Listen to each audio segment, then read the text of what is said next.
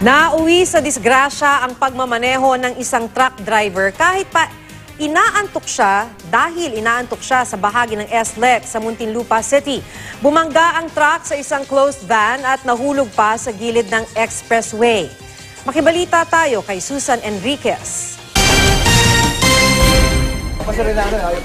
Gamit ang ilang power tool, maingat na tinanggal ng mga rescuer ang bangkay ng 20 anyos na pahinanting si Esmar Tolentino na naipit sa sinasakyan niyang truck na nadisgrasya sa bahagi ng South Luzon Expressway kaninang umaga.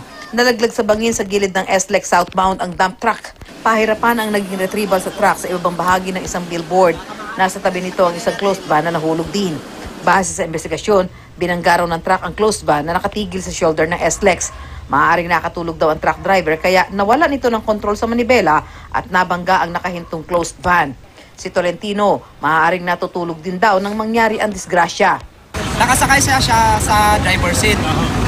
Bale, nakaangat yung paa niya, baka nakatulog kasi nakaangat doon sa dashboard yung paa niya. Tsaka nakaano yung kamay niya, nakaganito kaya doon po siya naipit doon sa may sa hood ng nila. Dumating naman sa lugar ang kanyang kapatid para positibong kilalanin ang biktima.